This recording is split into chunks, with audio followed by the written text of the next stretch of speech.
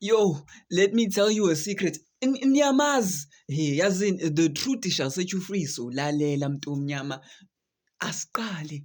Let me tell you a secret. Once upon a time, there was a soccer player and igama lakhe was Achraf Hakimi. Understand ukuthi Hakimi has spent half of his life trying to get to the top of Ebola and be called the best of the best. Understand ukuthi eventually waphumelela, and at some point he was the highest paid African footballer. Udlalela iParis, usekwadlalela iReal Madrid, ukawina ngisho iCAF.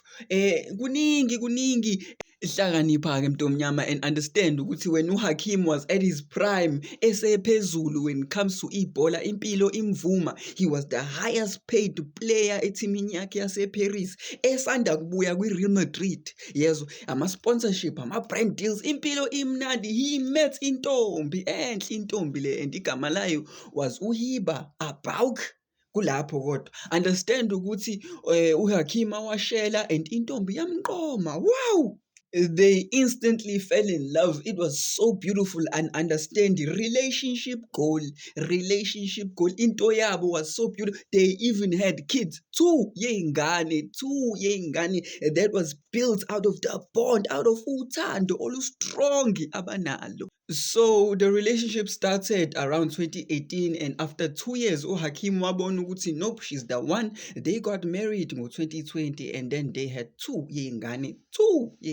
Oh, it was so beautiful. Whilst they were happy, enjoying life with ingane zabo, enjoying umshado, something happened. Something very strange happened.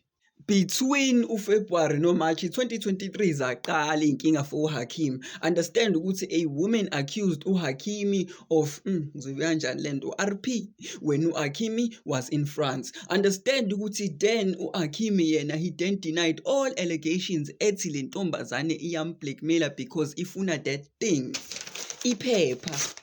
Understand ukuthi he was formally charged and investigated.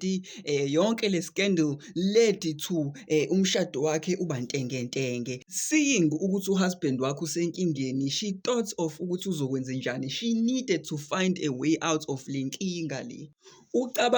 Wacabanga uHiba until the only solution imfikela ukuthi adivorce uHakim. Yeah, uHiba ufuna ukudivorce uHakim. Cabanga. Hlakanipha-ke mntomnyama, and understand ukuthi even though uHiba efike empilweni yaHakima, uHakim esephumelele, akazi the struggle, akazi lo mphanto, but even though esefikile, because bashade in community of property, uHiba asked for half of everything uHakima has, and it is alleged that uHakima is worth 70 million euros. That is about 1.4 billion rands, and uHiba ufuna half of that. So immediately they went to court.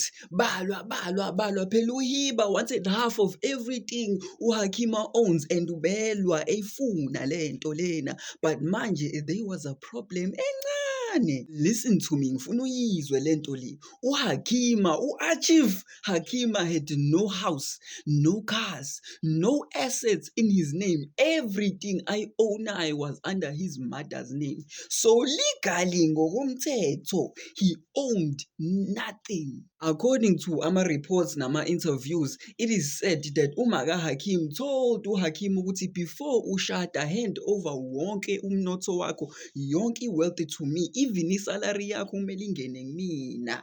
Yezwa. And then mase uyashada, and then phela uHakim did as his mother said, handed over everything, and yamsiza leyo in the end because legally on paper he owns nothing. Hlakanipha kokugcina-ke mntomnyama, and understand ukuthi uHiba Abaouk, she's an actor and a model, and imali yakhe is estimated to be around 10 to 20 million euros, and according to umthetho we-community of property, she has to give half of that to uHakim.